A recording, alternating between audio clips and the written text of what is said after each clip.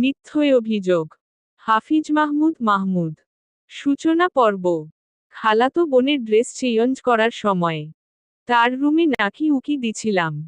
সেই অপরাধে আজ 3 দিন ধরে একটা ঘরে বন্দি আমি। আটকে রাখা হয়েছে আমাকে। 3 দিনে কোনো খাবারও দেয়নি। মেঘলা আমাদের বাসায়ই থাকে, তাই ব্যাপারটা পরিবারের মধ্যেই আছে।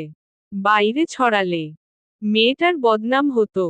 কিন্তু আমি এসব কিছুই করিনি। যাকে নিজের বোনের মতো দেখি তাকে খারাপ দৃষ্টিতে দেখার প্রশ্নই আসে না। মেঘলা আব্বুর কাছে বিচার দিল আর আব্বুও তার কথা বিশ্বাস করে নিল।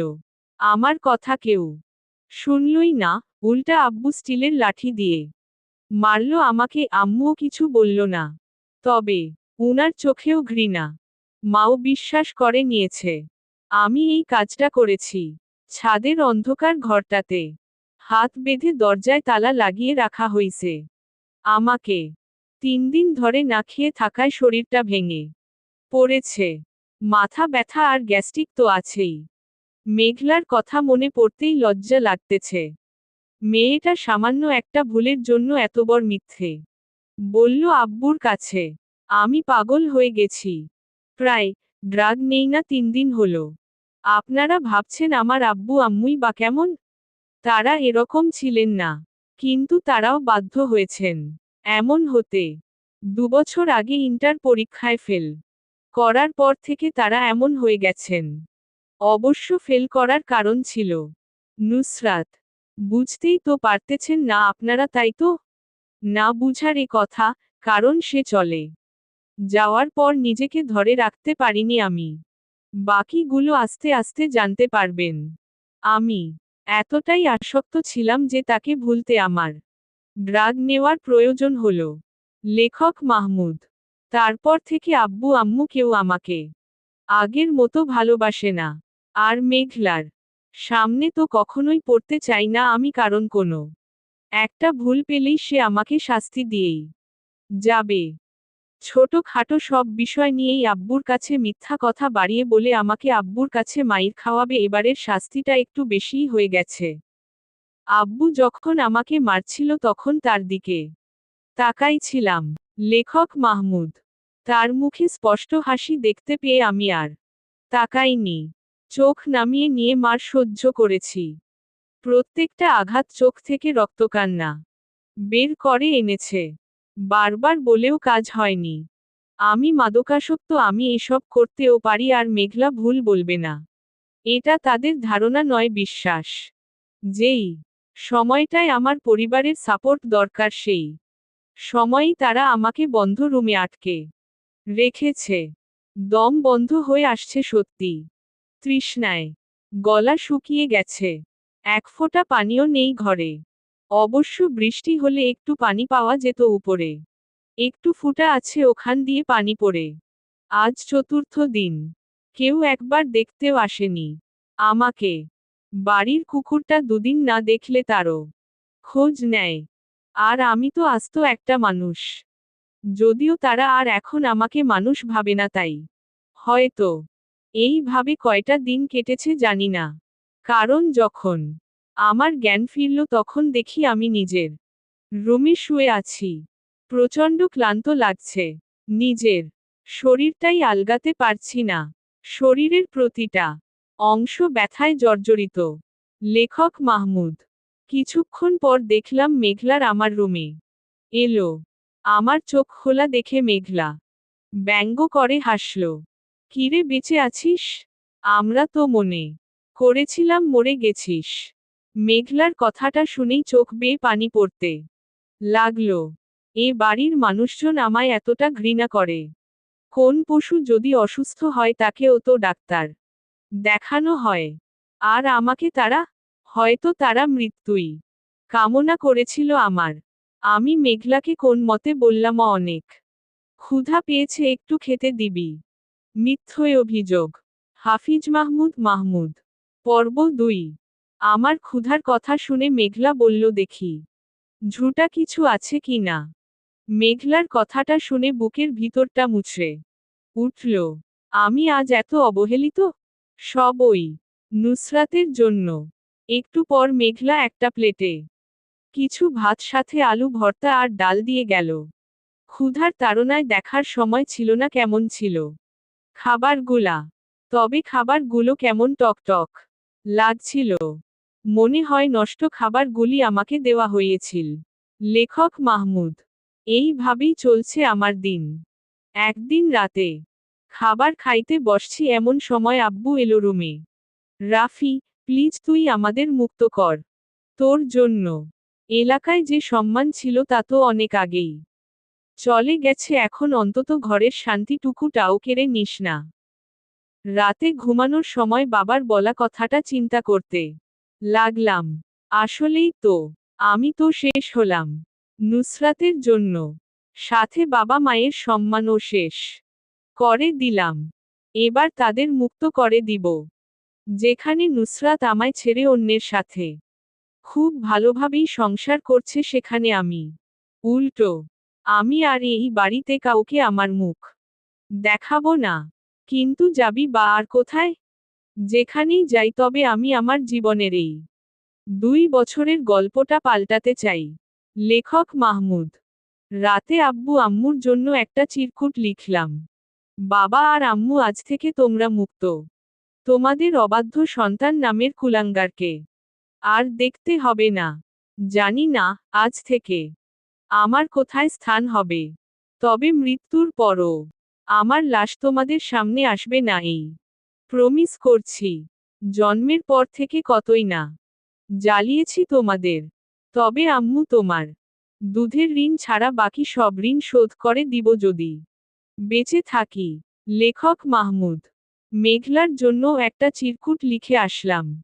আসলে তুই না থাকলে আমি জানতেও পারতাম না আমি কতটা নিচু স্থানে বাস করতাম এ বাড়িতে। আর হ্যাঁ, আজ থেকে এই নেশাখোরটাকে আর দেখতে হবে না। তোকে একটা কথা বলে তোকে বোন ছাড়া অন্য কিছু ভাবিনি। ভালো থাকিস বোন। আর আব্বু আম্মুকে একটু দেখে রাখিস। বাড়ি থেকে বেরিয়ে আসলাম। কিন্তু যাবটা কোথায় এখন? যাওয়ার মতো বন্ধু বান্ধব বা আত্মীয় স্বজনও তো নেই। সেই ভোর থেকে হাঁটা শুরু করলাম। সন্ধ্যার দিকে প্রচুর ক্ষুধাও লাগছিল। হাতে একটা ঘড়ি ছিল, নুসরাতের দেওয়া। ভাবলাম এটা বিক্রি করে কিছু খেয়ে নেই। কিন্তু নুসরাতের এই স্মৃতিটা কিছুতেই হারাতে চাচ্ছিলাম না। তাই আর কি, না খেয়ে বসে রইলাম। সন্ধ্যা ঘনিয়ে আসছে ক্রমশ, আর এদিকে ক্ষুধাও বাড়ছে পাল্লা দিয়ে তার সাথে। তাই আরেকটু হেঁটে মসজিদের অজুখানা থেকে পানি খেয়ে নিলাম। রাত গভীর হওয়ার সাথে সাথে ভয় হচ্ছে আমার আশ্রয় হবে কি রাতের। 1:00 দিকে একটা বাড়ির গেট খোলা দেখা যায়। আমি ভাবলাম রাতটা এখানেই কাটিয়ে দেই। সকালে ঘুম ভাঙল একজন মহিলার ডাকে। এই ছেলে, এখানে ঘুমিয়ে আছো যে? তুমি কে আর এখানেই বা ঘুমিয়েছিলে কেন? আন্টি, আমি আমার নিজের পরিচয় দেওয়ার মতো কিছু নেই। রাত অনেক হয়ে গিয়েছিল, আর থাকার জায়গা ছিল না। পেটে অনেক ক্ষুধা থাকায় এখানে ঘুমিয়ে গিয়েছিলাম। Sorry aunty. এই বলে আমি হাঁটা শুরু করলাম, তখনই পেছনে থেকে ডাক আসলো আবার। এই ছেলে, শোনো। জি আন্টি, বলুন। লেখক মাহমুদ। তোমায় দেখতে তো অনেক দুর্বল দেখা যাচ্ছে। রাতে খেয়েছো কিছু? না আন্টি, এখন কোনো জায়গা থেকে পানি খেয়ে নিব। পানি খেলে কি আর ক্ষুধা যায়? চলো আমার সাথে, খেয়ে নিবে। আন্টি, রাতের আধারে আপনার বাড়িতে থেকেছি, এর জন্য আমায় কথা শোনাননি, এতেই আমি কৃতজ্ঞ। এই বেশি কথা না বলে চলো, খেয়ে নিবে। পেটের ক্ষুধার কাছে শেষ পর্যন্ত আমাকে হার মানতে হলো। আর কিছু না বলে উনার পিছু পিছু বাসার ভিতরে ঢুকলাম। ভিতরটা বেশ সুন্দর। একটু পর আমায় খেতে দিল আন্টি। ক্ষুধা অনেক থাকায় প্লেটের সব খেয়ে আমি আন্টির দিকে তাকালাম। বসো, আমি আরো নিয়ে আসছি। খাবার খাওয়ার পর আন্টি বললেন, বাবা তুমি এখন কোথায় যাবে? আন্টি, জানি না কোথায় যাব। তুমি কি কাজ করতে পারবা? কেমন কাজ আন্টি? এই ধরো আমাদের বাসার অনেক কাজই থাকে। তুমি কি করতে পারবা? হ্যাঁ পারবো আন্টি। আপনি শুধু আমায় খেতে আর থাকতে দিলেই হবে। পাগল ছেলে। কাজ করলে খাওয়া আর থাকা ছাড়াও বেতন দেব। লেখক মাহমুদ। ঠিক আছে আন্টি। আমি আপনাদের সব কাজ নিজের পরিবার মনে করে করব। মনে করার কি আছে? আজ এখানে ঠাঁই না হলে আমার যে না খেয়ে মরতে হতো। আচ্ছা আন্টি আপনি কি একাই থাকেন এই বাড়িতে? না, আমার সাথে আমার মেয়ে সোহানা থাকে। ও, নানু বাড়ি গেছে। আগামীকাল আসবে। আর আঙ্কেল? তোমার আঙ্কেল গত 2 বছর আগে আমাদের ছেড়ে ওপারে চলে গেছে। Sorry aunty. আমি না বুঝে আপনাকে দুঃখ দিয়ে দিলাম। আচ্ছা আচ্ছা ঠিক আছে। তোমার নাম কি? জি আন্টি রাফি। লেখাপড়া করেছো কি? আন্টি গত 2 বছর আগে ইন্টারে পাশ করতে পারি নাই। আর তারপর লেখাপড়া করা হয়নি। তোমার পরিবার নাই? ওরা কিছু বলে নাই? প্লিজ আন্টি পরিবারের কথা বলবেন না। আমি আমার ভয়ঙ্কর অতীত ভুলে যেতে চাই। ওকে তোমার কাজ হলো আমাদের বাড়ির বাগানটা দেখে রাখা আর আমাদের সুবিধা অসুবিধা পাশে থাকা। আর তুমি চাইলে স্টাডি ও নতুন করে শুরু করতে পারো। এখন বিশ্রাম নাও। ওইটা তোমার রুম। রুমে এসে ভাবতে লাগলাম নিজের পরিবার রাস্তায় ছুঁড়ে মারল। আর অচেনা কেউ বলা যায় আমার জীবন ফিরিয়ে দিল। বড় আজব এই দুনিয়া। পরের দিন বাগানটা ঘুরে দেখলাম একটা গোলাপ খুবই ভালো লাগলো। তাই গোলাপটা ছিঁড়ে নিলাম।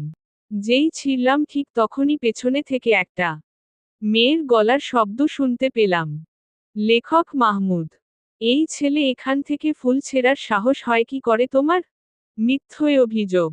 হাফিজ মাহমুদ মাহমুদ। পর্ব 3। পরের দিন বাগানটা ঘুরে দেখলাম একটা গোলাপ খুবই ভালো লাগলো। তাই গোলাপটা ছিঁড়ে নিলাম। যেই ছিঁড়লাম ঠিক তখনই পেছনে থেকে একটা মেয়ের গলার শব্দ শুনতে পেলাম। এই ছেলে এখান থেকে ফুল ছেঁড়ার সাহস হয় কি করে তোমার? আমার ফুল আমি ছিঁড়েছি আপনার কি? আপনার ফুল মানে? দাঁড়ান দেখাচ্ছি আপনাকে। অবাক হয়ে মানে কি বুঝাচ্ছি বুঝেন নাই? নাক মুখ লাল করে পাগল নাকি হুট করে এসে বলে আমার ফুল আবার বলে দেখাচ্ছি? কি এত বড় সাহস আমায় পাগল বলা? সরি পাগল নয় পাগলি। আর হ্যাঁ ম্যাম এটা ডাক্তারের চেম্বার না। লেখক মাহমুদ। বদপোলা পিডাইয়া মাথা ফাটামো। বেশি কথা বললে আপনাকে দেখতে তো আপেলের মতো দেখা যায়। কিন্তু ম্যাম আপনার বিহেভ এমন লেবুর মতো কেন? কি বললি? আম্মু ও আম্মম্মম্মম্মম মম্মম্মম্মম্মম্মু। এই তোর আবার কি হয়েছে? কখন আসলি? দেখ আম্মু ও আমার লাল গোলাপ ফুলটা ছিঁড়ে নিয়েছে। আবার আমায় বলে আমার বিহেভ নাকি লেবুর মতো কেঁদে কেঁদে। তাই বলে কি কাঁদতে হয়? আন্টি। এবার বুঝতে পারলাম এটা আন্টির মেয়ে সোহানা। সরি আন্টি আমি বুঝতে পারিনি এটা আপনার মেয়ে। আর ফুলটা অনেক সুন্দর ছিল। তাই ছিঁড়েছিলাম সরি ম্যাম। আর এমন ভুল হবে না। রাফি ব্যাপার না। তাছাড়া সোহানার এটা প্রিয় গাছ তাই এমন রিয়্যাক্ট করেছে। ও একটু বেশিই জেদি। বুঝতে পারছি আন্টি। লেখক মাহমুদ। আম্মু এই ছেলেটাকে? সোহানা। এটা রাফি পরিচয় বলতে শুধু ওর নাম। এর বাহিরে আর কিছুই নেই। ও এখন থেকে আমাদের বাড়িতেই থাকবে আর আমাদের পাশে থাকবে। বিকালে ছাদে দাঁড়িয়ে আছি আর ভাবছি নুসরাতের কথা। আমি ওকে ভুলতেই পারি না। ওর দেওয়া ঘড়িটার দিকে তাকিয়ে ভাবছি মানুষ কত বেইমান। কত স্বপ্ন আর কত আশা দেখিয়ে শেষে বলে গেল আমার তোমার সাথে থাকা সম্ভব না। ওর কি আমার কথা কখনো মনে পড়ে? হয়তো পড়ে না কারণ পড়লে হয়তো আমায় কোন ভাবে খোঁজ করতো অবশ্যই। নিজেকে খুব একা লাগে আজকাল। ইচ্ছে হয় এই জীবনের সমাপ্তি ঘটিয়ে দেই। বেঁচে আছি যেন একটা জীবন্ত লাশ হয়ে। এই সমাজে শরীর খুনের বিচার হয় কিন্তু মানুষ বেঁচে থাকার যে মন সেটা হত্যার বিচার হয় না। তাই তো নুসরাতের মতো হত্যাকারীরা এই সমাজে হেসে খেলে ঘুরে বেড়ায়। কিন্তু আমি যে এই লড়াই জিততে চাই। আর যারা আমার সাথে কুকুরের মতো ব্যবহার করেছে তাদেরও দেখাতে চাই। এসব ভাবতে ভাবতে আচমকা চোখ বেয়ে পানি পড়ে গেল। এমন সময় পেছনে থেকে মেয়েলি কণ্ঠে বলল, এ কি, আপনি কাঁদছেন কেন? পেছনের দিকে তাকিয়ে দেখি এটা সোহানা। আমি চোখের জল মুছে নিলাম। ম্যাম, কাঁদছি না, বিকালের আকাশ দেখছি। এই শুনেন আমি আপনার ছোট হই। আমাকে ম্যাম নয় সোহানা ডাকবেন। আর আপনি মিথ্যা বলবেন না আমার সাথে। জি, আমি নিচে যাই, আপনি থাকুন। কেন, আমি আসাতে খারাপ লাগছে নাকি? না, তেমন কিছু না। লেখক মাহমুদ। তাহলে দাঁড়িয়ে থাকুন, সন্ধ্যা পর্যন্ত আড্ডা দেব। আর সকালের জন্য আমি সরি। ম্যাম, শরীর কি আছে আপনার জায়গা থেকে আপনি? রাইট। আবার ম্যাম সাথে আপনি, রাগী গলায়। সরি। বাদ দিন, আপনি এত চুপচাপ থাকেন কেন? ভালো লাগে তাই। আপনার সম্পর্কে আম্মুর কাছ থেকে কিছু শুনেছি। তবে পুরানো সব ভুলে আগামী দিন থেকে আমার সাথে কলেজে যাবেন। আমি এবার ইন্টার ফার্স্ট ইয়ারে পড়ি। লেখক মাহমুদ। আমার আর পড়ার ইচ্ছা নাই।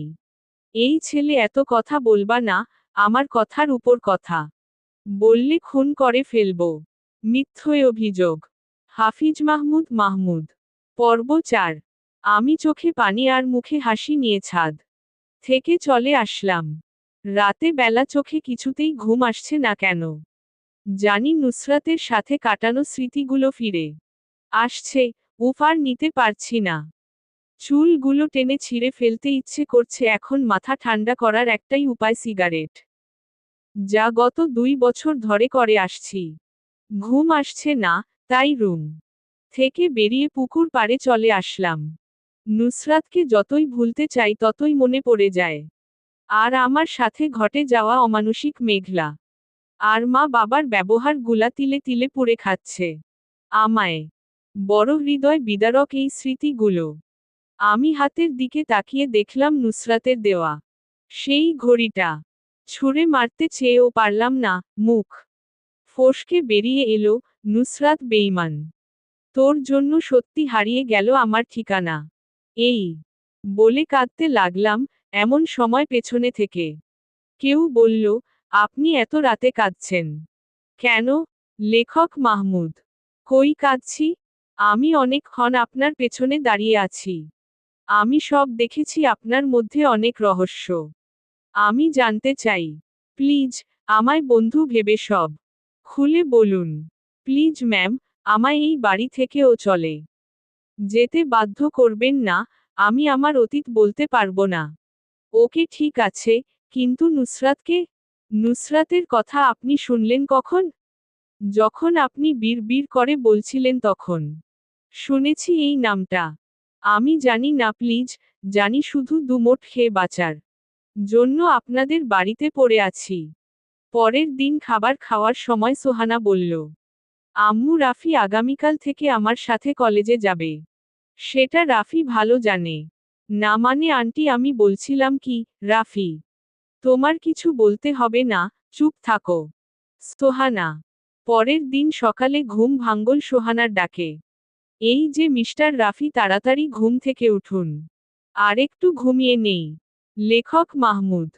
তোমার বউ পেয়েছ নাকি একটু পর পর এসে ডেকে যাব? তারপর ঘুম থেকে উঠে ফ্রেশ হতে চলে গেলাম। সকালের নাস্তার পর সোহানা জিজ্ঞেস করল, তুমি কি রেডি? না মানে আজ না গেলে হয় না। ওই ছেলে বেশি কথা বললে গলা চেপে মারব। রাগে নাক লাল করে। জি, আমি রেডি। ওই, আমি কি তোর আন্টি লাগি? জি জি শুরু করছিস কেন? না মানে এমনি। আজ থেকে ঠিকঠাক ভাবে কথা বলবে, নয়তো এক ঘুষিতে নাক ফাটিয়ে ফেলব। মনে মনে বললাম, এই মাইয়া কোনো দিক দিয়ে রিনা খানের থেকে কম যায় না। এই তুমি বিড় করে কি বলছো? কই কিছু না, চলুন। এই পোশাকে যাবে, তোমার এর থেকে বেটার পোশাক নাই? লেখক মাহমুদ। না মানে ম্যাম, আমার আর পোশাক নাই। হাতের ঘড়িটা তো বেশ সুন্দর তোমার। জানি না সুন্দর কি না, তবে এটা যত দিন থাকবে আমার হাতে, তার স্মৃতি হয়ে থাকবে। তার মানে কারোর না ম্যাম, চলুন। আবার ম্যাম, ঠিক আছে বিকালে শপিং এ যাব। তারপর দুজন রিকশা উঠে বসলাম, নুসরাতের পরেই প্রথম আমি অন্য কোনো মেয়ের সাথে রিকশাতে বসলাম বা এত কাছে আসলাম, তাই আমি একটু চেপে বসতে চেষ্টা করলাম, যাতে দুজনের মাঝখানে অনেকটা ফাঁকা থাকে। আমার অবস্থা দেখে সোহানা বলল, এই যে মিস্টার আমার সাথে বসতে বুঝি খুব খারাপ লাগছে? আসলে তা না হলে এদিকে আসো। আমার জোরসর হয়ে বসা দেখে সোহানা নিজেই আমার হাত ধরে তার দিকে টেনে নিয়ে গেল। আমি মনে মনে সোহানাকে কিছু বকা দিলাম, এই মাইয়াটা এত জেদি। আমি কেন যেন নুসরাত যাওয়ার পর মেয়েদের ট্রলারেট করতে পারি না। দেখলে রাগ হয়। কিন্তু যাদের জন্য আশ্রয় খুঁজে পেয়েছি, তাদের তো আর এড়িয়ে চলা যায় না। তাই চুপচাপ সোহানার সাথে বসে রইলাম। সোহানা প্রিন্সিপাল স্যারের সাথে কথা বলে সব মিটমাট করে নিল। আমাকে আর সোহানাকে একসাথে দেখে সোহানার ফ্রেন্ডরা জিজ্ঞেস করল, এটা কে সোহানা?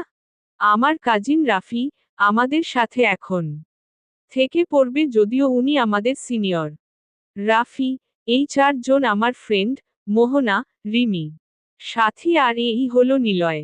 লেখক মাহমুদ। হ্যালো সবাই কেমন আছেন? আমরা ভালো। তাহলে আমাদের সাথে আরেকজন ফ্রেন্ড বাড়ল, নিলয়। রাফি তোমার চুলগুলো না অনেক সুন্দর। সাথী, লুচু মাইয়া, তোমার কাছে এক ছেলের হাসি, আরেক ছেলের চুল, আরেক ছেলের স্টাইল ভালো লাগে। সোহানা, ওই তুই আমার ফ্রেন্ড হই এরকম বলতে পারলি? এ হাসছে ন্যাকা। এই শোন রাফিকে বড় ভাইয়ের চোখে দেখবি। কেন তোর কি কিছু আছে নাকি রাফির সাথে? সাথী, হ্যাঁ আছে, এবার তুই রাফিরে ভাইয়ার নজরে দেখ প্লিজ। সোহানা, রাফি তুমি নায়ক সিয়ামকে চেনো? সাথী, কেন? তোমাকে না ওর মতো লাগে কিছুটা দেখতে। ম্যাম, আমি ক্লাসে যাব, আপনারা আড্ডা দেন। এই বলে আমি চলে আসলাম। আমার সাথে সাথে সোহানাও চলে আসলো। শুরু হলো নতুন জীবন, যার নাম সংগ্রাম আর যুদ্ধ। যেখান থেকে আমি নুসরাতের শেষ কথার জবাব দেব। ও বলেছিল আমার হবু বর ডাক্তার তোর মতো পাগল না। ধীরে ধীরে বন্ধুত্ব হয়ে যায় সোহানার সাথে। আমি পড়া আর বাড়ির কাজ নিয়ে ব্যস্ত থাকতাম, আর প্রতি রাতে কাঁদতাম। কখনো সোহানা আমায় মাথায় হাত বুলিয়ে বলতো, বোকা, মানুষের জীবনে যদি খারাপ সময় না যেত তাহলে মানুষ ভালোর মর্ম বুঝতো না। দেখতে দেখতে কখন যে বছর চলে গেল বুঝতে পারলাম না। এখন এই পরিবারের ছেলের মতো আমি। হ্যাঁ, এরা আমায় অবহেলা করে না। আমি আজও মাঝে মাঝে সিগারেট খাই নুসরাতের কথা মনে হলে, আর আমায় এটা সোহানা নিজেই দেয়। কারণ নয়তো আমি প্রচণ্ড কান্না করি। একদিন সোহানা বলল, রাফি, আমার মাথায় হাত রেখে কথা দে, আমি যা আজ বলবো তার ঠিক উত্তর দিবি। মিথ্যা অভিযোগ। হাফিজ মাহমুদ। পর্ব 5। এখন এই পরিবারের ছেলের মতো আমি। হ্যাঁ, এরা আমায় অবহেলা করে না। আমি আজও মাঝে মাঝে সিগারেট খাই নুসরাতের কথা মনে হলে, আর আমায় এটা সোহানা নিজেই দেয়। কারণ নয়তো আমি প্রচণ্ড কান্না করি। একদিন সোহানা বলল, রাফি, আমার মাথায় হাত রেখে কথা দে, আমি যা আজ বলবো তার ঠিক উত্তর দিবি। তুই এমন করে বলছিস মনে হয় আমি তোর কথা কখনো শুনিনি। না, আগে আমার মাথায় হাত রেখে বলতে হবে। ওকে বাবা, বল এবার। কি জানতে চাস? তোর অতীত। সোহানার মুখে অতীত শব্দটা শুনে রাফির হাসিখুশি মুখটা ফ্যাকাশে হয়ে গেল। লেখক মাহমুদ। স্ট্যাচু হয়ে গেলি কেন? তুই কিন্তু আমার মাথা ছুঁয়ে কথা দিয়েছিস। প্লিজ সোহানা, এটা ভুলে জানা। তুই বলবি না, তাই তো? বলার মতো আছেই বাকি। ছোটবেলা থেকে আমি বাবা মায়ের আদরের সন্তান ছিলাম। রাজপুত্রের মতো আবির্ভাব বলা যায়। স্কুলে ভালো ছাত্র হিসেবে সবাই খুব আদর করত। আর এভাবেই কেটে যায় আমার school life. Golden A plus নিয়ে কলেজে ভর্তি হই। স্বাভাবিকভাবেই রোমাঞ্চিত ছিলাম কলেজের প্রথম দিন। সেই দিনে আমার চোখ আটকে যায় একটা মেয়ের উপর। নীল থ্রিপিস পরা ছিল মেয়েটা। তার সৌন্দর্য যেন নীল কালারটা আরেক ধাপ বাড়িয়ে দিয়েছিল। কেটে যায় প্রথম দিন এইভাবেই। পরের দিন মেয়েটাকে আমাদের ক্লাসে দেখি। কেন যেন অনিচ্ছা সত্ত্বেও বারবার ওর দিকে চোখ পড়ে যাচ্ছিল। এর মধ্যে একবার দুজনের চোখাচোখিও হয়ে গেল। তারপর আমি লজ্জায় নিচের দিকে চোখ নামিয়ে নিলাম। তারপর থেকে এইভাবে চলতো। আমি শুধু ওর দিকে ফ্যালফ্যাল করে তাকিয়ে থাকতাম। যখন ও আমার দিকে তাকাতো আমি চোখ নিচু করে নিতাম। রোজকার রুটিন বাঁধা ছিল এসব।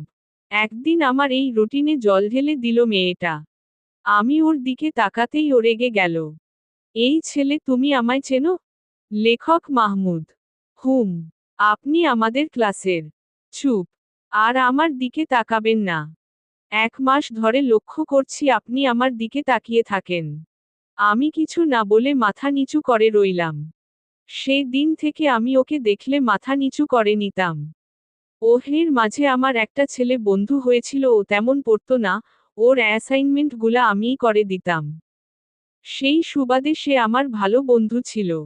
ওর নাম ছিল রাশেদ। খুব দুষ্টু ছিল। অনেক প্রেম করত। আমি যখন মেয়েটাকে দেখতাম ওই দিনের পর থেকে, তখনই মাথা নিচু করে নিতাম অথবা পথ চেঞ্জ করে নিতাম। একদিন আমি আর রাশেদ বসে আছি। তখন ওই মেয়েটা আসলো। রাশেদ ভাই, আপনার বন্ধু হাবলাটাকে আপনি কিছু শিখাতে পারেন না? কেন? তোমার মনে কি ওর জন্য ঘন্টা বাজছে নাকি? আমার না, তোমার বন্ধুর বাজে।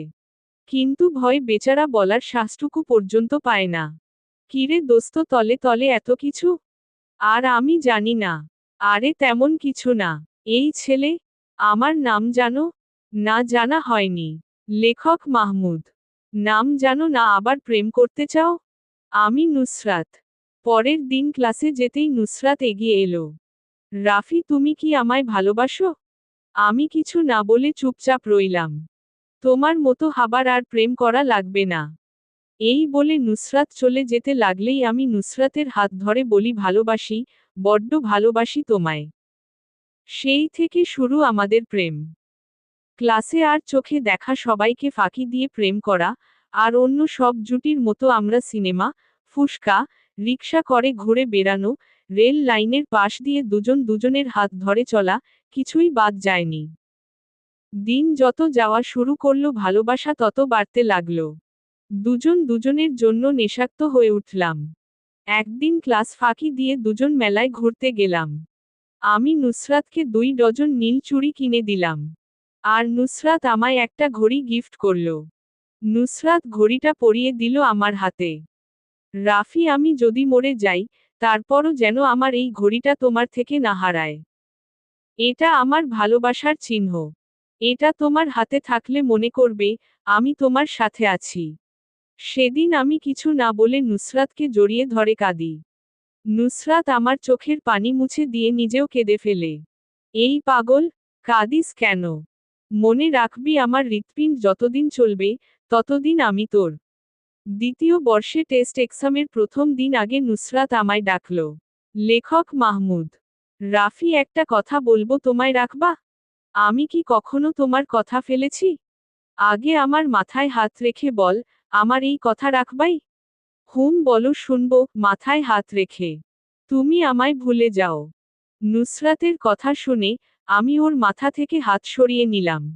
প্লিজ নুসরাত, এমন কিছু বল না। তুমি চাইলে আমায় খুন করতে পারো, কিন্তু আমায় ছেড়ে যেও না। কাঁদতে কাঁদতে রাফি, আমি আমার কথা বলে দিয়েছি।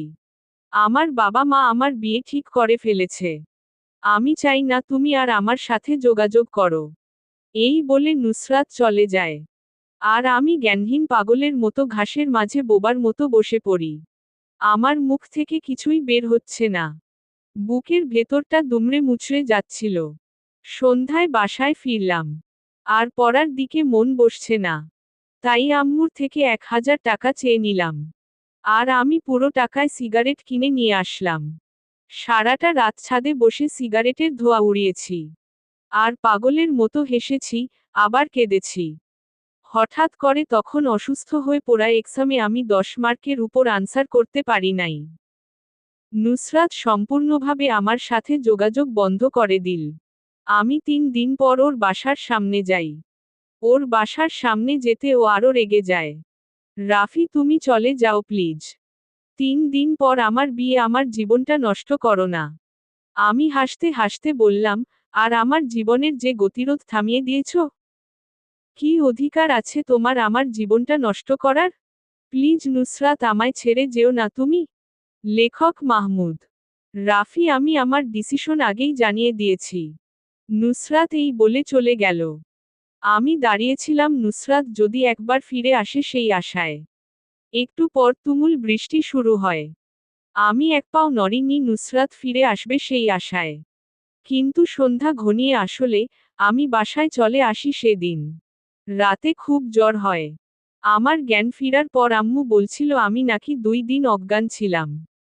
এর মাঝে পরিবারের সবাই জেনে যায় নুসরাতের কথা। নুসরাতের আব্বু নাকি বাসায় এসে ওয়ার্নিং দিয়ে গিয়েছিল, আমি যদি আর নুসরাতকে ডিস্টার্ব করি, তবে খুব খারাপ হবে।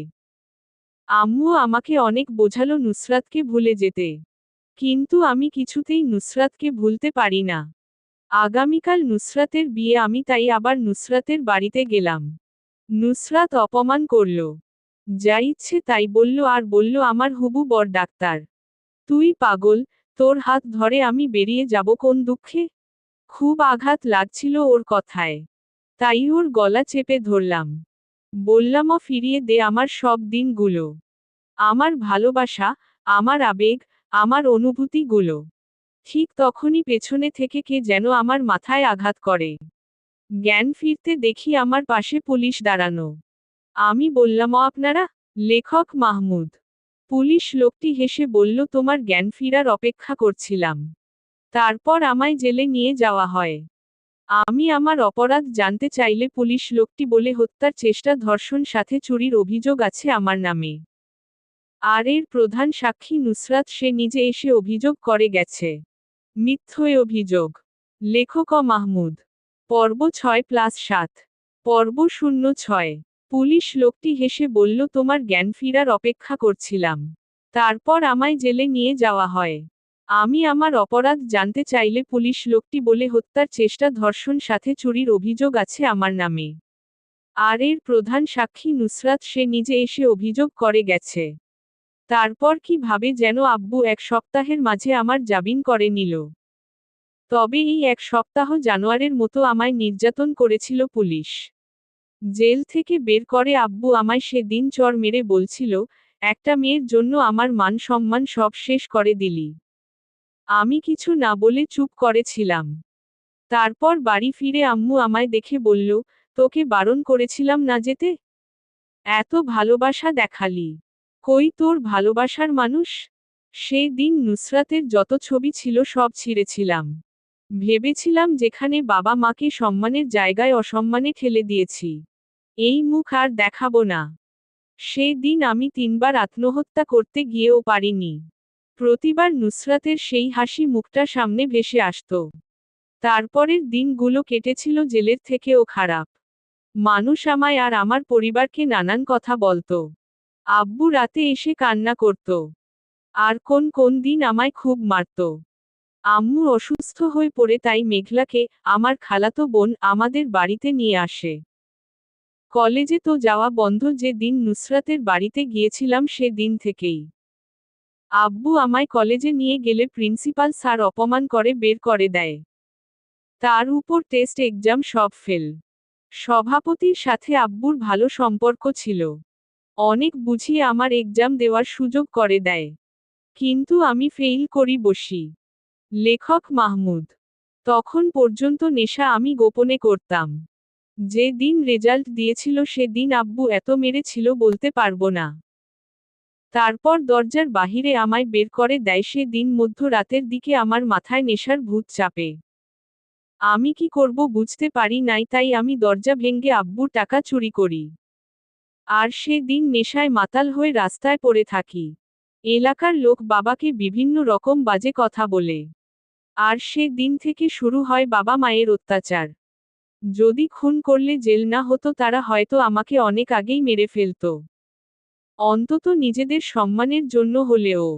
এত অত্যাচারের মধ্যে ছিলা কিভাবে তুমি? সোহানা কাঁদতে কাঁদতে বলল। জানি না, তখনকার দিনগুলো নেশায় কাটত। তাই বলতে পারিনি। আর তারপর একদিন আমি বাহিরে থেকে এসে দেখি নুসরাতের দেওয়া আমার ঘড়িটা নাই। আমি পাগলের মতো খুঁজতে থাকি। ওর শেষ স্মৃতিটা আমি হারাতে চাইনি। আমি মেঘলাকে জিজ্ঞাসা করলাম, মেঘলা, আমার ঘড়িটা দেখেছিস? ও হাসতে হাসতে বলল, আমি ঘড়িটা হাতে নিয়ে দেখার সময় ভেঙ্গে। লেখক মাহমুদ। আর কিছু বলার আগে ঠাস ঠাস করে ওর গালে প্রচণ্ড জোরে 2টা থাপ্পড় বসিয়ে দেই ওর গালে। ও আমার ঘড়ি আমার উপর ছুঁড়ে মেরে দৌড়ে চলে যায়। তখন নিজে অনুতপ্ত হই। এরপর ওর কাছে ক্ষমা চাই। কিন্তু ও আর আমার সাথে কোনভাবেই তেমন কথা বলেনি। যখন এ কথা বলতে গিয়েছি তখনই নেশাখোর বলে বা বিভিন্নভাবে আমায় অপমান করত। মাঝে মাঝে কোন দোষ ছাড়াই ও আম্মু আব্বুর কাছে বিচার দিত। শেষবার যখন বলল, ওর ড্রেস চেঞ্জ করার সময় আমি উকি দিয়েছি। আব্বু আম্মুর সামনে অনেক মেরেছে আমাকে। মেঘলা আমার অবস্থা দেখে হাসছিল। তারপর না খেয়ে কতদিন ছিলাম ঠিক জানি না। তারপর বাড়ি ছেড়ে চলে আসি। আর তোমার আম্মু হয় আমার আশ্রয়ের স্থান। সোহানা অতীত শোনার পর আর কিছু না বলে আমায় ঝাপটে ধরে। রাফি, তোমার জীবনে এত ঝড় বয়ে গেছে তা কখনো আমি ভাবতেও পারি নাই। কাঁদতে কাঁদতে। বাদ দাও তো এসব। রাফি, সামনে আমাদের ফাইনাল এক্সাম। লক্ষ্য হলো তুমি ভালো রেজাল্ট করবে। তারপর প্রধান লক্ষ্য ঢাকা মেডিকেল কলেজে অ্যাডমিশন। আমি চাই তুমি ওই সব মানুষদের চোখে আঙ্গুল দিয়ে দেখিয়ে দাও যে তুমি একটা মানুষ। আর তুমিও পারো কিছু করতে। দেখতে দেখতে ইন্টারের ফাইনাল এক্সাম চলে আসলো। সোহানা আগের থেকে অনেক বেশি মিশে বলা যায়। আমার প্রতিটি কাজ ওর পছন্দ মতো করাই। এতে আন্টি তেমন কিছু বলে না। এক্সামগুলো খুব ভালো গিয়েছিল। এক্সামের পর আমি সোহানা বিভিন্ন জায়গায় ঘোরাঘুরি করতাম। সবাই আমাদের সম্পর্কটা বয়ফ্রেন্ড গার্লফ্রেন্ড ভাবলেও আমরা ছিলাম বন্ধু। লেখক মাহমুদ। সোহানাকে পেয়ে আমি নুসরাতকে ভুলে গিয়েছি বলা যায়। আমার বদলে যাওয়াটা একটা রূপকথার গল্পের মতো হয়তো। কিন্তু নিয়তি তো আমি ঠেকাতে পারবো না। একদিন সোহানা আর আমি ফান করতেছি। হঠাৎ সোহানা বসে পড়ে। তারপর ও জ্ঞান হারায়। আমি আর আন্টি ওকে নিয়ে হসপিটাল গেলাম। কিন্তু ডাক্তারের রিপোর্ট শুনে আমি ধপ করে মাটিতে বসে পড়লাম। মিথ্যে অভিযোগ। লেখক মাহমুদ। পর্ব 7। একদিন সোহানা আর আমি ফান করতেছি। হঠাৎ সোহানা বসে পড়ে। তারপর ও জ্ঞান হারায়। আমি আর আন্টি ওকে নিয়ে হসপিটাল গেলাম। কিন্তু ডাক্তারের রিপোর্ট শুনে আমি ধপ করে মাটিতে বসে পড়লাম। ডাক্তার যখন রিপোর্টগুলো দেখছিল তখন আমি বারবার বলছিলাম, ও প্লিজ ডাক্তার, সোহানার কি হয়েছে বলুন। আপনি পেশেন্টের কি হন? আমি ওর ফ্রেন্ড আর উনি ওর মা। দেখুন, খুব একটা সুখবর নেই। আল্লাহই ভালো জানেন। তবে রিপোর্ট অনুযায়ী মেয়েটি আর বেশি দিন বাঁচবে বলে মনে হয় না। কারণ ওর ব্লাড ক্যান্সার। ডাক্তারের কথা শুনে আমি ধপ করে মাটিতে বসে পড়লাম। আর আন্টি মাথা ঘুরে পড়ে গেল। তারপর ডাক্তার আন্টিকে একটা কেবিনে ভর্তি করে নিল। একটু পর ডাক্তার আমাকে ডাকল। তোমার আন্টির জন্য ও প্লাস রক্ত দরকার। আমার তো বি প্লাস। তাহলে এখন কি করব ডাক্তার? তুমি দেখ কোথাও থেকে ম্যানেজ করতে পারো কি না। আমিও ট্রাই করছি। আমি বেরিয়ে পড়লাম ব্লাড এর সন্ধানে। কিন্তু কোথাও পেলাম না। আমার চোখ বেয়ে পানি পড়ছে। যারা আমায় জীবন দিল বিপদের দিনে আমি তাদের কিছু দিতে পারলাম না। মাথাটা ব্যথা শুরু করে দিয়েছে। ঠিক এমন সময় কারো কণ্ঠে থমকে গেলাম। রাফি, তুই এখানে? পেছনে তাকিয়ে অবাক হয়ে যাই। কারণ ও মেঘলা ছিল। আগের থেকে কেমন জানি দেখতে পাল্টে গেছে মেঘলা। আমি ওর সামনে দাঁড়াতে চাচ্ছিলাম না। তাই চলে আসতে লাগলাম। এমন সময় মেঘলা ছুটে এসে আমার হাত ধরল। রাফি, তুই কই ছিলি? অনেক কিছু বদলে গেছে এই বছরগুলায়। তোকে অনেক কিছু বলার আছে। লেখক মাহমুদ। আমি রাগ নিয়ে আমার হাত ছাড়াতে ঝাঁকি দিলাম। কোন সাহসে একজন নেশাখোরের হাত ধরেছিস? এক ঝটকায় হাতটা মেঘলার হাত থেকে ছাড়িয়ে নিলাম। আর মেঘলার সামনে থেকে চলে আসলাম। ডাক্তার আমায় দেখে বলল ব্লাড ম্যানেজ হয়ে গেছে। রাতে আন্টির জ্ঞান ফিরল। আমি আন্টিকে বসতে সাহায্য করলাম। আন্টি, চিন্তা করবেন না। আল্লাহ নিশ্চয়ই আমাদের কাছ থেকে এমনভাবে সোহানাকে নিয়ে যাবে না। আন্টি আমায় ধরে চিৎকার করতে লাগল। সোহানার এখনো জ্ঞান ফিরেনি। আন্টি পাগলামো করছিল। সোহানার এই অবস্থায় আমার ভিতরটা ফেটে যাচ্ছে। কিন্তু আন্টির সামনে প্রকাশও করতে পারছি না। এতে আন্টি আরো ভেঙে পড়বে। আমি ডাক্তারকে অনেক বলে সোহানার কেবিনে ঢুকলাম। ওর হাতটা ধরলাম। লেখক মাহমুদ। আমাকে বাঁচতে শিখিয়ে নিজেই চলে যাচ্ছিস? এত স্বার্থপর তো ছিলি না তুই। চোখ থেকে পড়া নোনা জলগুলো যেন আজ সাক্ষী হয়ে রইল সোহানাকে ছাড়া রাফির লাইফটা এগুলো অনেকটা অসম্ভব। 3 দিন পর সোহানাকে নিয়ে বাড়ি ফিরলাম। সোহানাকে দেখে আন্টি কাঁদে। আমি নীরবে কাঁদি। সোহানা আমাদের অবস্থা দেখে কিছুটা বুঝতে পারে যে ওর সাথে খারাপ কিছু হয়েছে। রাফি, তুই আর আম্মু কি আমার থেকে কিছু লুকানোর চেষ্টা করছিস? সোহানা। ওই তোর আমাকে সন্দেহ হলো? ভালোই তো আমি আজ তোর কাছে মিথ্যা বলি, রাগ দেখিয়ে। রাফি, তা না। কেন জানি আমার মন বলছে আমার বড় কিছু হয়েছে, আমি আর বাঁচব না বেশি দিন। সোহানার কথা শুনে আমি আর স্থির থাকতে পারলাম না। শক্ত করে বুকে জড়িয়ে ধরলাম সোহানাকে। আর কখনো এমন কথা মুখে নিলে তোর সামনে আমার জীবন শেষ হবে কেঁদে কেঁদে। এই পাগল, কাঁদিস কেন? তোর চোখের পানি একদম সহ্য করতে পারি না। হুম। আচ্ছা বল, আর কয়েকদিন পর তো রেজাল্ট দিবে, তখন তুই কোথায় অ্যাডমিশন নিবি? তুই যেখানে নিস। লেখক মাহমুদ। দূর পাগল, তুই জানিস আমার চোখে শুধু তোর স্বপ্নগুলো ভাসে। তুই ঢাকা মেডিকেল কলেজে অ্যাডমিশন নিবি, কথা দে। হুম, তোর কথা শুনি নাই এমন হয়েছে কখনো? রাফি, আর একটা কথা, তোর সাথে কেউ অন্যায় করলে তুই তাকে বকবি না। সরি বলে দিবি। কারণ একদিন সে তার ভুল বুঝবেই। আচ্ছা, তুই মুরব্বিদের মতো এত উপদেশ দিচ্ছিস কেন? বলা তো যায় না কখন না থাকি। সোহানা। রাফি গলায়। অবশেষে আসলো সেই দিন। মিথ্যে অভিযোগ। হাফিজ মাহমুদ মাহমুদ। পর্ব 8। রাফি, আর একটা কথা, তোর সাথে কেউ অন্যায় করলে তুই তাকে বকবি না। সরি বলে দিবি। কারণ একদিন সে তার ভুল বুঝবেই। আচ্ছা, তুই মুরব্বিদের মতো এত উপদেশ দিচ্ছিস কেন? বলা তো যায় না কখন না থাকি। সোহানা। রাফি গলায়। অবশেষে আসলো সেই দিন। আজকে ইন্টারের রেজাল্ট বের হবে। আমার থেকে বেশি সোহানার চিন্তা আমার রেজাল্ট নিয়ে। ও যে আমার সাথে এক্সাম দিয়েছে এটা মনে হয় ও ভুলে গেছে। সকাল বেলা আজান শুরু হতেই সোহানার ডাক। রাফি। এই রাফি। এই কি হয়েছে, এমন মধ্যরাতে ডাকছিস কেন? মধ্যরাত মানে? ফজরের আজান হয়ে গেছে। এখন সকাল হবে, নামাজ পড়বি না তুই? আজ না অন্য দিন পড়ব। লেখক মাহমুদ। রাফি, প্লিজ উঠো না। আজ না রেজাল্ট দিবে? আল্লাহ তালার কাছে দোয়া করব তোর রেজাল্ট যেন ভালো হয়। আজ দোয়া করলে কি রেজাল্ট পাল্টে যাবে? রেজাল্ট যা আসার আসবে। ধুর। উঠো তো। আমি এত কথা শুনতে চাই না। প্লিজ, আজ অনেক ঘুম পাচ্ছে। আমি মরে গেলে আর কে ডাকবে তোকে এইভাবে? তখন মিস করবি। সোহানার কথা শুনে আমি উঠে শক্ত করে ওকে জড়িয়ে ধরলাম। তোকে কোথাও যেতে দেব না আমি। আরে পাগল, একটু আস্তে করে ধর। আমার তো জীবন বের হয়ে যাচ্ছে। আগে বল, আমায় ছেড়ে কোথাও যাবি না? আচ্ছা, যাব না। এখন চল, নামাজ পড়বি। তারপর দুজনে নামাজ পড়ে বাগানে গেলাম। রাফি, জানিস আমার বিশ্বাস তুই ভালো রেজাল্ট করবি। সোহানা। আচ্ছা, আমার রেজাল্ট নিয়ে এত না ভেবে তুই নিজেরটা নিয়ে ভাব।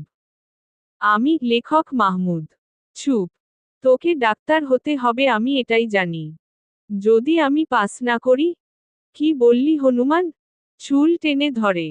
ছাড় প্লিজ ছাড়। আমার ব্যথা করছে। ছাড়বো না। আচ্ছা বল, তুই আমায় নিয়ে এত ভাবিস কেন? কারণ তোকে আমি উদাহরণ হিসেবে দেখতে চাই। যে কেউ যেন বলে, জীবনে শেষ বা অসম্ভব বলে কিছু নেই। তার প্রমাণ রাফি। আমি আর বসে থাকতে পারলাম না। চলে আসলাম উঠে। এতটা মনের মধ্যে জায়গা করে 2 দিন পর হারিয়ে যাবে মেয়েটা, এটা ভাবলে নিজের নিঃশ্বাসটাই যেন বন্ধ হয়ে আসে আমার জীবনটা এমন করে সাজিয়ে দেওয়ার কি দরকার ছিল ওর?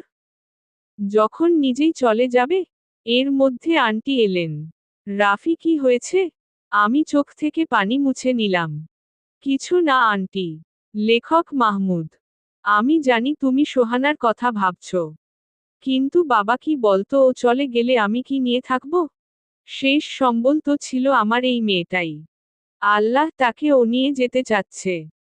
প্রতিটা মুহূর্তে মৃত্যুর যন্ত্রণা অনুভব করি আমি। আন্টি এমন ভাবে কাঁদবেন না, সোহানা আমাদের মাঝে যে কয়দিন আছে একদম বুঝতে দেওয়া যাবে না এটা যে ওর শেষ সময়। এই কয়টা দিন আমরা ওর অনেক খেয়াল রাখব। দুপুর 12টা। সোহানা এসে বলল, রাফি দেখতো ইন্টারনেটে রেজাল্ট বের হয়েছে কিনা। এখনই পাওয়া যাবে। তাড়াতাড়ি দেখ। আরে বাবা, দেখব তো, তুই এত পাগল হচ্ছিস কেন? আচ্ছা রাফি, তুই ডাক্তার হওয়ার পর প্রথম কার চিকিৎসা করবি? তোর মাথায় কি সারা দিন শুধু আমাকে নিয়েই চিন্তা থাকে? বিয়ার পর তোর জামাই তোরে 3 বেলা নিয়ম করে পিটানি দিবে। লেখক মাহমুদ। গাধারাম, এবার দয়া করে রেজাল্টগুলা দেখুন। আর আমায় উদ্ধার করুন। আমাকে আবার একটা জায়গায় যেতে হবে। কোথায় যাবি? তোর কাছে সবকিছুর কৈফিয়ত দিতে পারবো না। আমি অনেকটা ভয় নিয়ে রেজাল্ট দেখলাম। তবে আমারটা না, সোহানারটা। ওর রেজাল্ট ভালোই হয়েছে, 4.80। এখন ভয় করছে আমারটা দেখার সময়। আল্লাহ জানে কি হয়। এই রেজাল্টটার সাথে কত কিছু জড়িত। বিশেষ করে সোহানা, ওর সম্মান আর খুশি দুটাই মিশিয়ে আছে এর সাথে। হ্যাঁ, আমার রেজাল্ট সোহানার কথামতোই হলো। আমি গোল্ডেন A+ পেয়েছি। আমার রেজাল্ট দেখে সোহানা আমায় জড়িয়ে ধরে কান্না করে দিল। আজকের মতো খুশি আমি এর আগে কোন দিন হয়নি। চল, আমাদের একটা জায়গায় যেতে হবে। এখন আবার কোথায় যাবি? লেখক মাহমুদ। আমি মানত করেছিলাম তুই যদি গোল্ডেন A+ পেয়ে পাস করিস তাহলে আমি এতিম বাচ্চাদের খাওয়াবো। আমি কি বলবো ভেবে পাচ্ছি না মেয়েটার এত উদারতা দেখে। একটা মানুষ কি করে এত উদার মনের মানুষ হতে পারে? সেটা এই পরিবারে না আসলে বুঝতে পারতাম না। তারপর সন্ধ্যায় আমি আর সোহানা বের হলাম। ও এতিম বাচ্চাদের খাবার দিচ্ছে। আর আমি পাশে দাঁড়িয়ে আছি। রাফি, জানি সেই বাচ্চাদের মুখে হাসিটা দেখলে কেন জানি মনটা ভালো হয়ে যায়। তারপর থেকে শুরু হয় সোহানার আমার উপর শাসন। পড়া ছাড়া আর অন্য কিছুর সুযোগ নেই। আমি সোহানার হাত ধরলাম। সোহানা, তুই না আগের থেকে অনেক সুন্দর হয়ে গেছিস। মনে হয় আমি তোর প্রেমে পড়ে যাব। যেই হারে দিন দিন সুন্দর হচ্ছিস। তাই না? তা আমার এত গুণগান গাওয়ার মতলবটা কি জানতে পারি? আরে এত পড়ে কি করমু? চল ঘুরে আসি। আমি জানতাম আপনি এমন আবদার করবেন। কিন্তু স্যার, আপনার ছুটি তখনই হবে। তারপর থেকে আমার শুরু হলো ঢাকা মেডিকেল কলেজে ভর্তির টার্গেট। দিন দিন সোহানার উপর আমার মায়া বেড়ে যাচ্ছে। আমার পাশে থেকে বিনা স্বার্থে বন্ধুত্বের হাত বাড়িয়ে মেয়েটা কত দূর পৌঁছে দিয়েছে আমায়। এই বন্ধুটা চলে যাবে ভাবতেই পারি না। ও প্রতিটা দিন এমন ভাবে আমার কেয়ার নেয় আমি ওর মাঝে হারিয়ে যাই। হ্যাঁ, আমি ঢাকা মেডিকেল কলেজে চান্স পেয়ে যাই। যার পুরো কৃতিত্বই সোহানার। যে কিনা আমায় এই পর্যন্ত পৌঁছে দিয়েছে, তাই আজ বাসায় যেতে ওর পছন্দের আইসক্রিম আর সাথে মিষ্টি নিয়ে বাসায় আসলাম। বাসায় এসেই দেখি সোহানা কান্না করছে। লেখক মাহমুদ। মিথ্যা অভিযোগ। হাফিজ মাহমুদ মাহমুদ। পর্ব 9। হ্যাঁ, আমি ঢাকা মেডিকেল কলেজে চান্স পেয়ে যাই। যার পুরো কৃতিত্বই সোহানার। যে কিনা আমায় এই পর্যন্ত পৌঁছে দিয়েছে, তাই আজ বাসায় যেতে ওর পছন্দের আইসক্রিম আর সাথে মিষ্টি নিয়ে বাসায় আসলাম। বাসায় এসেই দেখি সোহানা কান্না করছে। কিরে, কান্না করছিস কেন? তোকে কতগুলো ফোন দিয়েছি। ফোনগুলো রিসিভ করিস নাই কেন? তাই বলে তুই কান্না করবি? আমার চিন্তা হয় না বুঝি? ও আমার চিন্তায় তোর আবার কি আসে যায়? তাই তো আমার কোন কিছু যায় আসে না। যা আর কখনো তোর কাছে আসবো না। জানিস আজ কত চিন্তা হচ্ছিল? সারাটা দিন না খেয়ে আছি। আর তুই একটা বারও আমার ফোন ধরিলি না। কি বললি তুই এখনো খাবার খাসনি? সোহানা ঠোঁট বাঁকা করে বলল না। রাফিও সাথে সাথে ধমক দিয়ে উঠল। থাপ্পড় দিয়ে দাঁতগুলো ফেলে দিতে মন চায়। তুই আমায় আবার বকা দিচ্ছিস? যা খাবি না। তারপর আমি সোহানাকে খাইয়ে দিতে লাগলাম। আমাদের সম্পর্কটা যে কেউ দেখলে বলবে স্বামী স্ত্রীর সম্পর্ক। শুধু দু রুমে ঘুমাই দুজনে। বাকি সব কিছুই একসাথে। বলা যায় এক সুতোয় বাঁধা দুটি প্রাণ। লেখক মাহমুদ। খাওয়ার মাঝে সোহানা বলল, রাফি তোর ভর্তির কি হলো? রাফি মুখটা কালো করে ফেলল। সোহানা রাফির মুখ উপরে তুলে বলে, তুই চান্স পাস নাই বুঝি? আরে বোকা, সবাই কি ডাক্তার হবে এমন কোন কথা আছে নাকি? মন খারাপ করিস না। ওই এত বেশি বুঝোস কেন? আমি কি বলছি তোকে যে আমি সুযোগ পাইনি? আমি তোর এতদিনের ধারণ করা স্বপ্ন, আশা আর বিশ্বাস ভাঙতে পারি? সোহানা কেঁদে দিয়ে রাফিকে জড়িয়ে ধরে। জানিস আল্লাহ তোর মাঝে আমার স্বপ্নগুলো পূরণ করে দেয়। আজ আমি অনেক খুশি রে। এই ধর, তোর জন্য আজ তোর ফেভারিট আইসক্রিম এনেছি। থ্যাঙ্কস, তোর বউ এতগুলা লাকি হবে। কেন যে নুসরাত গেল? আমি রাগ দেখিয়ে উঠে গেলাম। সোহানা আমায় পেছনে থেকে চোখ ধরে ফেলল। মহারাজ বুঝি আমার সাথে কথা বলবে না? তুই এমন কেন?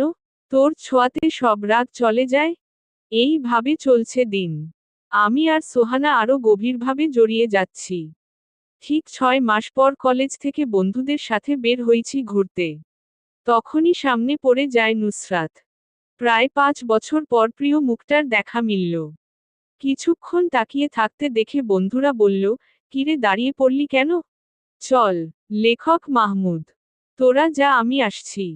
ওরা চলে যাওয়ার পর নুসরাত আমার সামনে আসলো। চেহারা সৌন্দর্য আগের মতো নেই কিছুই। মুখটা একদম শুকিয়ে গেছে। আমার সামনে এসে জিজ্ঞাসা করল, কেমন আছো রাফি? তাচ্ছিল্য একটা হাসি দিলাম ওর দিকে তাকিয়ে। কেন ভাবছেন কবে আবার জেল থেকে ছাড়া পেলাম? নাকি আবার কোন ধর্ষণ বা অন্য কিছুর অভিযোগ তুলবে নাকি? একটা দীর্ঘশ্বাস ফেলে নুসরাত আমার দিকে তাকালো। সেই দিনের করা পাপে আমার কপালে জোটে একটা ধর্ষক। যে কিনা রাতের ক্ষুধা আমার শরীরে মিটাতো আর দিনে অন্য কারোর সাথে। হা হা হা ডাক্তার বর। আরো কত কি বলেছিলে। আমি তো পাগল। হ্যাঁ, তখন যদি বুঝতাম পাগলটা আমার জন্য পাগল ছিল। কি পেলাম বাবার কথায় তোমায় অবহেলা আর পুলিশ কেস করে। বিয়ে প্রায় 6 মাস ভালোই কাটছিল। তারপর আর আমার সৌন্দর্য তার কাছে ভালো লাগে না। সে বাসায়ও মেয়ে নিয়ে আসতো। আমার সামনে ওদের সাথে নোংরামি করত। আর ওদের বলতো আমি কাজের মেয়ে। প্রায় ওর সাথে ঝগড়া করতাম। ও আমার গলা চেপে ধরে বলতো, আমি কি তোকে পূজা করার জন্য বিয়ে করেছি? তখন তোর রূপ ভালো লাগছিল করেছি, এখন লাগে না তাই তোকে ও ছুঁই না। আমার তখন খুব করে মনে পড়তো তোমার সাথে কাটানো সময়গুলা। যেখানে আমায় এত দিন পেয়ে ও রূপের দিকে নয় মনের দিকে তাকাতে। তারপর রাতে দিনে কাঁদতাম। বাবাকে বললে বাবা বলে, ছেলে মানুষ এমন করেই। অন্য মেয়েদের যখন বাসায় এনে নোংরামি করত আর বলতো আমি কাজের মেয়ে, তখন নিজেকে শেষ করে দিতে ইচ্ছে হতো। তারপর আমি কয়েকবার আত্মহত্যাও করতে গিয়েছিলাম। কিন্তু সব সময় মনে হতো ওর মতো একটা জানোয়ারের জন্য কেন আমার জীবনটা নষ্ট করব? তারপর ওর বাড়ি থেকে আমি চলে আসি। লজ্জায় বাবার বাড়িও যাইনি। আজ স্থান আমার পতিতালয়ে। আমি একটা হাসি দিয়ে বললাম, এই নাও 1000 টাকা। আমি কোন রাতেই আসব না। আর হ্যাঁ, তোমার মতো মেয়ের জীবনে এর থেকে ভালো কিছু হতে পারে না। রাফি প্লিজ আমায় ক্ষমা করে দাও। ক্ষমা করে দাও আমায়। হা হা হা ক্ষমা। লেখক মাহমুদ। এই বলে চলে আসলাম ওর সামনে থেকে। মনটা আজ কেন জানি অন্য রকম লাগছে। বাসায় ফিরে সোহানাকে বললাম আজকের পুরো ঘটনা। আল্লাহ কিছু পাপের শাস্তি দুনিয়াতে দেয়, আবার কিছু আখেরাতে। কিছু দিন পর হঠাৎ সোহানার বুকে ব্যথা শুরু হয় প্রচণ্ডভাবে। তারপর তাকে হসপিটালে নিয়ে গেলাম। হসপিটালে নিয়ে যাওয়ার পর সোহানাকে নিয়ে ডাক্তার আইসিইউতে নিয়ে গেলেন। আন্টি আমায় জড়িয়ে কান্না করতে লাগলেন। আমি বললাম, আন্টি ভরসা রাখুন, সব ঠিক হয়ে যাবে। এমন সময় পেছনে থেকে কেউ ডাকল, রাফি। পেছনে তাকিয়ে আমি অবাক হয়ে গেলাম, কারণ হুইল চেয়ারে করে বসে আছে। মিথ্যে অভিযোগ। হাফিজ মাহমুদ মাহমুদ। পর্ব 10 তথা শেষ পর্ব। হসপিটালে নিয়ে যাওয়ার পর সোহানাকে ডাক্তার আইসিইউতে নিয়ে গেলেন। আন্টি আমায় জড়িয়ে কান্না করতে লাগলেন। আমি বললাম, আন্টি ভরসা রাখুন, সব ঠিক হয়ে যাবে। আমি আড়ালে গিয়ে কাঁদতে লাগলাম। আন্টিকে কি সান্ত্বনা দেব? আমি নিজেই যে মেনে নিতে পারছি না সোহানার এই অবস্থা। ওর নিষ্পাপ হাসিটা আর সাথে মিষ্টি শাসনটা তো ছিল আমার রোজকার অভ্যাস। আল্লাহ, তুমি সোহানাকে আমার জীবনের বদলে হলেও ফিরিয়ে দাও। বসে বসে ভাবছি সোহানার সাথে কাটানো খুনসুটির সময়গুলো। প্রতিটা দিন যেন ওর খুনসুটি ছাড়া কাটতই না। এমন সময় পেছনে থেকে কেউ ডাক দিল, রাফি। লেখক মাহমুদ। পেছনে তাকিয়ে দেখি হুইল চেয়ারে বসে আছে আমার মা, আর সাথে আছে মেঘলা। ভিতরটা মোচড় দিয়ে উঠল আম্মুর এই অবস্থা দেখে। আগের থেকে কত রোগা হয়ে গেছে উনি, আর সাথে দেখা যাচ্ছে হুইল চেয়ার হাঁটতেও পারে না মনে হয়। এমন সময় মেঘলা আম্মুকে আমার সামনে নিয়ে আসলো। আমি অন্য দিকে মুখ ঘুরিয়ে নিলাম। আম্মু বলল, রাফি, অনেক দিন দেখি না তোকে, একবার তাকাবি আমার দিকে? আমি তাকালাম না, কেন জানি নিজের উপর খুব রাগ হচ্ছে। যারা কি না আমায় এত অবহেলা করেছিল, প্রতিটা মুহূর্তে মৃত্যুর দিকে ঠেলে দিয়েছিল, আমি কেন তাদের জন্য চোখের জল ফেলছি? আম্মু আবার ডাক দিল, রাফি, অনেক অভিমান আর রাগ বুঝি জমিয়েছিস? আমাদের বুঝি আর কোন দিন তোর মুখ দেখাবি না? খুব যে ইচ্ছা করছে তোর মুখটা দেখতে খোকা। আম্মুর কথায় আমি আর নিজেকে সামলাতে পারি নাই। আমি রাগে বললাম, কেন এসেছেন? আপনাদের রাফি সেদিনে মারা গিয়েছে, যেদিন আধার রাতে বাড়ি থেকে পালিয়ে আসছিল আর আপনাদের মুক্ত করে চলে আসছিল। আমার কথা শুনে আম্মু বলল, মেঘলা চল, আমরা চলে যাই। রাফি মনে হয় আর আমাদের সহ্য করতে পারছে না। এমন সময় আন্টি এসে বলল, রাফি, সোহানার অবস্থা ধীরে ধীরে খারাপ হচ্ছে। আমি বললাম, আন্টি আপনি একদম চিন্তা করবেন না, আমি ডাক্তার নিয়ে আসছি। আন্টি বলল, ওনারা কে রাফি? আমি চিনি না ওনাদের। এই বলে হাঁটতে লাগলাম। এমন সময় মেঘলা বলল, হুইল চেয়ারে বসা মহিলাটি রাফির মা। আন্টি বলল, রাফি, তুমি তোমার মায়ের সাথে কথা বলো, আমি ডাক্তার ডাকতে যাই। আন্টি, আমার কথা বলার প্রয়োজন নেই, সোহানার জীবনটা দরকার। এই বলে আমি চলে যাই। ডাক্তার নিয়ে এসে দেখি আন্টির সাথে আম্মু আর মেঘলা দাঁড়িয়ে আছে। আমি বললাম, আন্টি, ওনারা এখানে কেন? রাফি, আগে ডাক্তার সোহানাকে দেখুক, বাকিটা পরে বলবো। তারপর আন্টি মেঘলা আর আম্মুকে বলল, চলে যেতে আর আগামীকাল আসতে। ডাক্তার সোহানাকে দেখে বলল, কোন কিছুই কন্ট্রোলের মধ্যে আসতেছে না। আল্লাহ ভালো জানে, আমাদের কিছু করার ক্ষমতা নাই এখন। আন্টি কান্না করতে লাগলো। আমি কি করব বুঝতেছি না। আন্টিকে সামলাবো নাকি সোহানার সাথে থাকবো? আল্লাহ কি সত্যি এ সোহানাকে আমাদের থেকে কেড়ে নিবে? না, এ কিছুতেই হতে পারে না। সোহানার সাথে জড়িয়ে আছে আমার আর আন্টির প্রাণ। আন্টিকে রাতে অনেক বললাম, আন্টি, আপনার শরীর ভালো নেই, বাড়িতে চলে যান, আমি তো আছি। আন্টি কেঁদে কেঁদে বলে, লেখক মাহমুদ। রাফি, যা দেখছো এটা একটা লাস্ট, আর আমার কলিজাটা তো এখন আইসিইউতে পড়ে আছে। আমি কি বলবো এই কথার উত্তরে আমার জানা নেই। একটু পর ডাক্তারকে অনেক অনুরোধ করে আমি সোহানার কেবিনে ঢুকলাম। মুখটা শুকিয়ে গেছে, দুষ্টুমি ভাবটা আর নেই, মনে হচ্ছে অনেক দিন খায় না। আমি ওর হাতটা ধরে বললাম, কিরে পাগলি, তুই আমায় ছেড়ে কোথায় যাচ্ছিস? আমি যে তোকে ছাড়া অন্ধ। তুই না বলতি আমার স্বপ্নগুলো তুই তোর চোখে লালন করছিস, আজ চোখ বন্ধ করে আছিস কেন? ওই কথা বল, আমার সাথে একদিন কথা না বলে তো থাকতে পারতি না তুই, আজ কথা বলছিস না কেন? প্লিজ একবার কথা বল সোহানা। আমায় এতটা ইগনোর করলো, সোহানা আর কথা বলল না। পরের দিন বসে আছি হসপিটালে পাগলের মতো। এমন সময় আম্মু আর মেঘলা এসে সামনে দাঁড়ালো। আম্মু বলল, তোর আব্বুর মৃত্যুর আগে তোর জন্য একটা চিঠি লিখে গিয়েছে। অনেক খুঁজেছিল, তুই চলে আসার পর পায়নি তোকে। তারপর মেঘলা যখন বলছিল 1 বছর আগে তোকে দেখেছিল এই হসপিটালে, কতদিন এসেছিল এখানে। এখানকার আশেপাশেও খোঁজ নিয়েছিল, পাইনি তোকে। তাই তার মৃত্যুর আগে তোর জন্য একটা চিঠি লিখে গিয়েছিল। আমাদের বলেছিল যদি কোন দিন দেখা হয় চিঠিটা যেন তোকে দেই। আম্মুর কথা শুনে বুকের ভিতরটা যেন ফেটে যাচ্ছে। উনি যতই হোক আমার বাবা ছিলেন। ওনার অপরাধ ছিল তাতে কি? জন্মদাতাকে আমি কখনো ভুলি নাই। একদিকে সোহানা, অন্যদিকে বাবার মৃত্যুর খবর, মায়ের প্যারালাইজড। কত কিছু হয়ে গেল এই দিনগুলোতে, হারিয়ে গেল কত কিছু। লেখক মাহমুদ। বিকালে বাবার চিঠিটা হাতে নিলাম। রাফি, জানি তোর কাছে আমি ঘৃণিত বাবা, এটা আমিও জানি যে আমি কোন আদর্শ বাবা না, কারণ আদর্শ বাবারা কখনো সন্তানদের ঘৃণা করে না। কিন্তু জানিস চারপাশের মানুষগুলো দিন দিন তোর নামে এত অভিযোগ করত, আমি তখন রেগে ভাবতাম এমন সন্তান থাকার চেয়ে না থাকা ভালো। মনে আছে রাফি, তুই যখন কেজি স্কুলে পড়তি, একদিন বৃষ্টির সময় তোকে যখন কাঁধে নিয়ে বাড়ি ফিরছিলাম, সেদিন তুই বলেছিলি, বাবা আমিও একদিন তোমায় এইভাবে কাঁধে করে বাড়ি নেব। সেই দিন আমি খুশিতে আত্মহারা হয়েছিলাম। তুই চলে যাওয়ার পর মেঘলা তার ভুল বুঝতে পারছে, সে সবার কাছে বলছে সেদিন তুই তার রুমে তাকাসনি, তোর উপর প্রতিশোধ নেওয়ার জন্য মেঘলা আমাদের কাছে মিথ্যা বলছে। তারপর থেকে তোর আম্মু আমার সাথে একদিনও ভালো করে কথা বলেনি। তোর ছবি বুকে নিয়ে তোর রুমেই ঘুমাতো। তোর ঘাটতিটা বুঝতে বুঝতে একটু বেশি এই সময় লেগে গেছিল।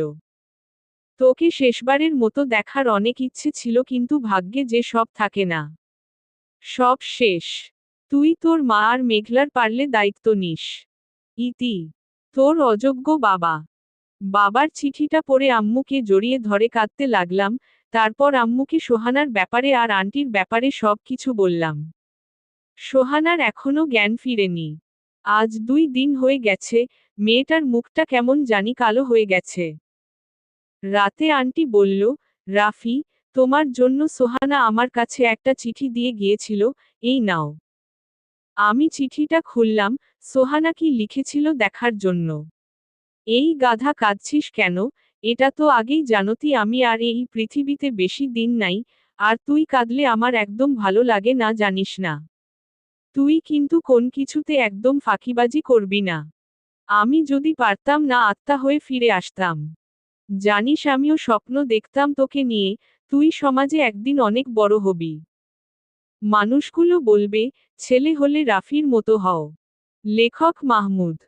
আরও কত স্বপ্ন বুনেছিলাম, কিন্তু দেখ না, বিধাতার যে এক কঠিন সত্য। কিছু কাজ অসমাপ্তই মানায়। আমার স্বপ্নগুলো প্লিজ অপূর্ণ রাখিস না। আর শোন, তুই যদি কাঁদিস না আমি আর কোন দিন তোর সাথে গল্প করব না। আমার আম্মুর আমি ছাড়া কেউ ছিল না। প্লিজ তুই মায়ের মতো আগলে রাখিস। আর শেষ কথা, তুই তোর পরিবারের সাথে আবার সম্পর্কটা আগের মতো করে নিস। একদম কাঁদবি না গাধা। আমায় দেখ আমি কতটা হাসছি, আর হ্যাঁ, একটা লাল টুকটুকি বউ আনিস যে তোর অনেকটা খেয়াল রাখবে। আমার সময় শেষ, আমি চলে যাই। রাফি কান্না করতে লাগলো। সোহানাকে ছাড়া কি করে থাকবে, আল্লাহ কেন তার থেকে সব কেড়ে নিচ্ছে? ডাক্তার রাফি, আমি যত দূর জানি আপনি নতুন, কিন্তু আজ আপনি এমন ভাবে কাজ করলেন, বুঝাই যায়নি আপনি আজে জয়েন করেছেন। আমরা তো প্রায় এই পেশেন্টকে ভাগ্যের হাতে ছেড়ে দিয়েছিলাম। ডাক্তার প্রিয়া। ডাক্তার, আমি কাজটা ভালোবাসা নিয়ে করি, আর সব থেকে বড় কথা, কোন মানুষের 1% সম্ভাবনা থাকলেও আমি তাকে 100% চেষ্টা করব ভালো করার জন্য। হ্যাঁ, রাফি আজ ডাক্তার হয়েছে, আর তার প্রথম অপারেশনেই সে সাকসেস হয়েছে, এর সবটাই সোহানার অবদান। ডাক্তার রাফি, আজ আমার বার্থডে, যদি আসতেন খুব খুশি হতাম। ডাক্তার প্রিয়া। সরি, আজ পারবো না। কেন রাফি? আজ আমার সোহানার সাথে দেখা করব। ও গফ নাকি? লেখক মাহমুদ। না প্লিজ এত কথা জিজ্ঞাসা করবেন না। রাফি এখন সোহানার কবরের সামনে দাঁড়িয়ে আছে। হ্যাঁ, সে দিন সোহানাকে আর বাঁচাতে পারেননি রাফি। সোহানার সব স্বপ্নগুলো একে একে পূরণ করতে ব্যস্ত রাফি। সোহানার কবরের সামনে দাঁড়িয়ে রাফি কেঁদে বলে, কতটা দিন আজ আমার সাথে কথা বলছিস না, জানিস আমি এখানে এসে তোর সাথে কথা বললে মানুষ আমায় পাগল বলে। তুই ছাড়া কেউ তোর মতো করে বুঝে না রে আমায়। এই বলে রাফি কাঁদতে লাগল। এখন মেঘলা রাফির আম্মু আর সোহানার আম্মু একই বাড়িতে থাকে। মেঘলাকে একটা ভালো ছেলে দেখে বিয়ে দিয়ে দিছে, ছেলেটাও তাদের সাথে এই বাড়িতে থাকে। রাফি আজ সমাজে প্রতিষ্ঠিত সে। আজ সেই নেশাখোর নেই, সে এখন একটি রোলস।